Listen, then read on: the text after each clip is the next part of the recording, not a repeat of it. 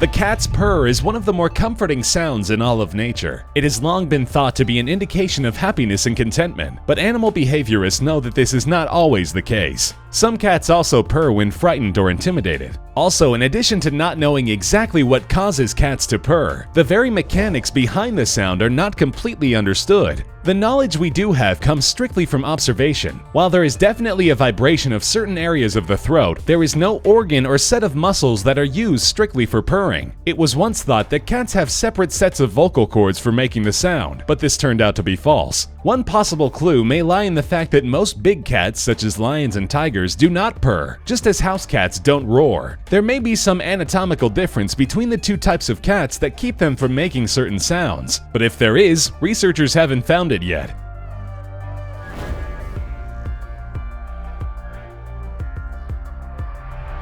We've all experienced the disorienting sensation of being snapped back into wakefulness right as we're beginning to drift off to sleep. Usually this is accompanied by a sensation of falling, and sometimes mental images or brief dreams will also be a part of the experience. This phenomenon actually has a name. It's known as a hypnic jerk, which is not an ill-tempered hypnotist, but a sudden increase in muscle activity just as sleep is setting in. While sleep scientists know that this is what happens, it's the how and the why that they have so far been unable to pin down. It's speculated that in the transitional stage between wakefulness and sleep, there is sometimes a brief struggle between the systems in the brain that encourage slumber and those that cause you to stay awake. It may be that the wakeful part of the brain overreacts to the relaxing of the muscles caused by the sleepy part, causing the exaggerated twitch that jerks us out of sleep. However, this is all pure speculation. It's unknown whether dreaming truly plays a part in causing hypnic jerks, and why the feeling of falling is so often present. Ever since potential new medicines have been put through clinical trials, they've been measured against placebos, look-alike substances that have no effect whatsoever. Early medical professionals would use sugar pills, comparing the results with the real drug in order to make sure that the medicine was having the desired effect. Before long, physicians noticed that sometimes the placebo could work just as well as the actual medicine. Put simply, if patients were told that sugar pills would make them feel better, a certain number of them would actually feel better. As the years went on, cases were recorded in which some serious conditions such as Parkinson's disease were successfully treated with placebos. Medical science has yet to find an explanation for this effect. Amazingly, placebos can sometimes work even when the patients know that they're placebos. One study found that allowing the placebo effect to kick in over 4 treatments with a pain-killing gel, which was really only colored Vaseline, had some patients continuing to experience a pain-relieving effect, even after being told the gel was a placebo.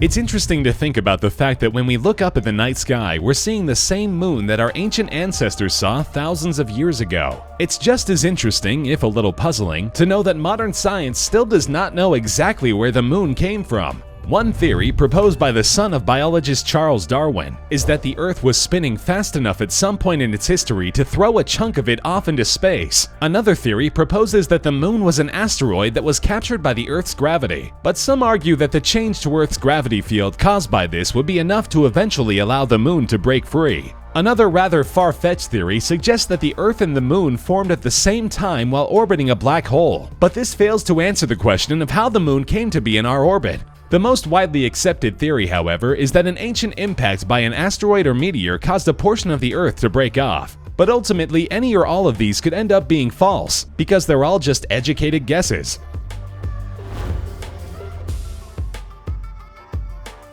Menopause is a monumental life change for half of the population. It marks the end of a woman's childbearing years and comes with a host of physical and psychological issues that vary from woman to woman, but can range from mildly disruptive to very traumatic. Interestingly, humans are one of only 3 known species on the planet to go through this process, with the others being killer whales and short-finned pilot whales. There is no biological purpose for it, and researchers have tried for years to determine what, if any, purpose it serves in humans, from an evolutionary standpoint. Menopause occurs when the ovaries undergo a rapid decrease in function, stopping the production of eggs and resulting in the end of the menstrual cycle. At birth, the female human ovaries contain over 1 million eggs, releasing one every month. The hormones that cause this process, mainly estrogen, begin to dwindle after the age of 40, which is the beginning of the process leading to onset of menopause. But nobody has figured out why this natural reduction in hormones happens at all.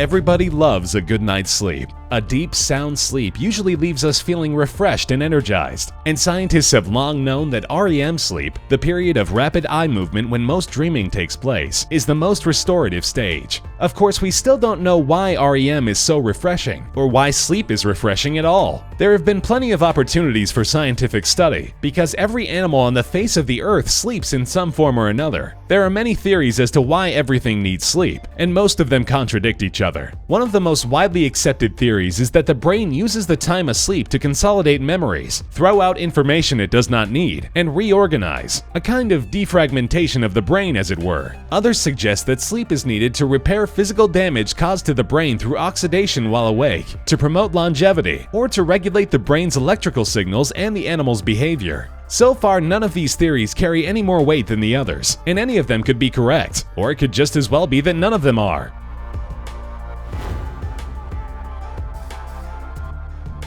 When it comes to human beings, few mysteries have eluded science, religion, and philosophy like the mystery of human consciousness. Humans appear to be the only organisms on the planet capable of self-awareness, yet no discipline has been able to pinpoint what makes us different. However, it appears that at least the right questions are being asked. Aside from philosophical questions about the nature of self and the meaning of free will, some scientific studies have tried to address the questions of whether other animals experience consciousness and whether vegetative patients are capable of being conscious. When it comes to the nature of consciousness, the best guesses of science have to do with the electrical signals generated by the brain. Some researchers believe that some unknown master process integrates all of our sensory input in a unique way that makes us experience the world differently. One recent study even suggested, after detecting tiny vibrations inside the brain, that the human brain is actually a quantum computer. Science may one day give us a definitive answer, but so far the very quality that defines our humanity has yet to be explained.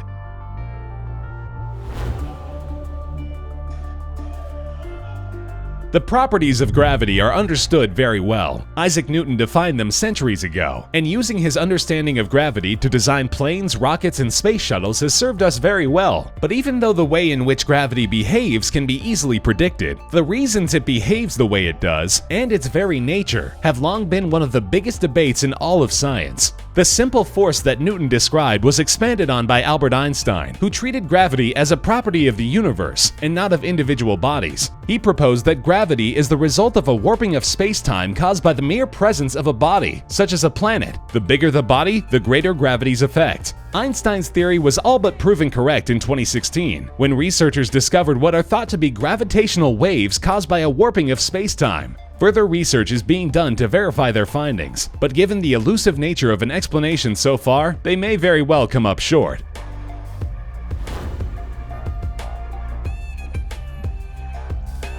During the entire time biologists have been discovering and cataloging new species, over 1.3 million of them have become known to science. It's astounding to think that we share the Earth with such a variety of life. But those in the field of biology admit that this is just the tip of the iceberg. Every single year, an average of 15,000 new species are discovered. Many of these may be microscopic bacteria, or a previously unknown type of parasite that only lives inside another animal. Some may be native to areas that are only recently discovered, like unmapped rainforests or unexplored regions of the ocean floor. The best estimates of scientists are that as many as 7 million species are still waiting to be discovered. And of course, this could be wildly off the mark. With evolution continuing its slow march, we may never catch up. There may always be species that are unknown to us for as long as humans exist.